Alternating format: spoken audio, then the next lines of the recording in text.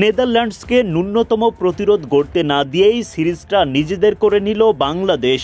Bowling দাপটের পর bat হাতে সহজ লক্ষ্য তামিম লিটনদের সামনে। 23 রান করে পারভেজ ইমন আউট হলেও আরেক ওপেনার তামিম দলের হাল ধরলেন দারুণভাবে। লিটন দিলেন যোগ্য সঙ্গ, দাপুটে জয় তুলে নিল বাংলাদেশ। দাপুটে বোলিংয়ে নেদারল্যান্ডসকে মাত্র 103 রানে অল আউট করার পর ব্যাটিংয়ে নামে বাংলাদেশ।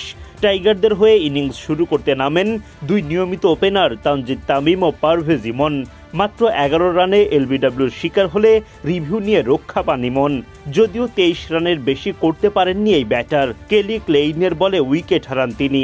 পাওয়ার প্লের 6 ওভারে 1 উইকেট হারিয়ে 41 রান তোলে বাংলাদেশ।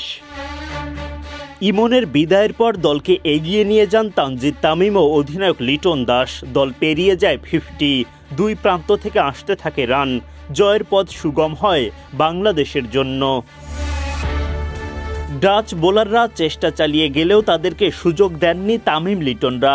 দাপুটে জয় বাংলাদেশের।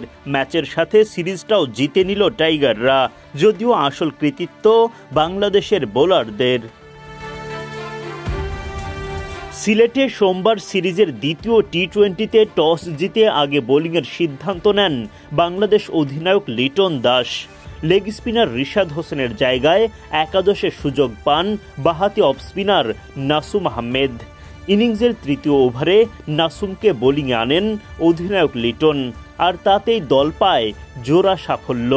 ওভারের দ্বিতীয় বলে নাসুমের কুইকার তেরে ফুরে মারতে গিয়ে ব্যাটের কানায় লাগিয়ে ক্যাচ দেন নেদারল্যান্ডস ওপেনার ম্যাক্স ওদাউদ। তাওহিদ হৃদয়ের হাতে জমা বল উল্লাস নাসুমের।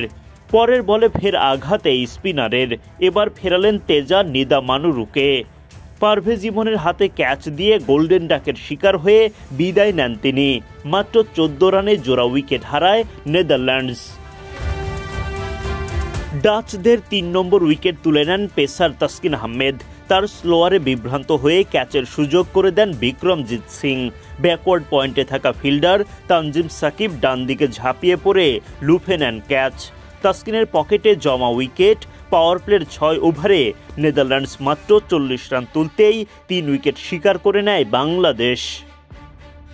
নেদারল্যান্ডস অধিনায়ক স্কট এডওয়ার্ডসের উইকেট শিকার করেন মুস্তাফিজুর রহমান। দৌড়ে গিয়ে দারুণ একটা ক্যাচ নেন পারভেজ ইমন। দুর্দান্ত ডিরেক্ট থ্রোতে নোয়া ক্রোয়েসকে রান আউট করেন সাইফ হাসান। টিভি আম্পায়ার সাথিয়া জাকির জেসি লম্বা সময় ধরে পর্যবেক্ষণ করে আউটের সিদ্ধান্ত দেন। তানজিম সাকিবের বলে উইকেট কিপার লিটনের হাতে ধরা পড়ে বিদায় নেন শারিজ আহমেদ।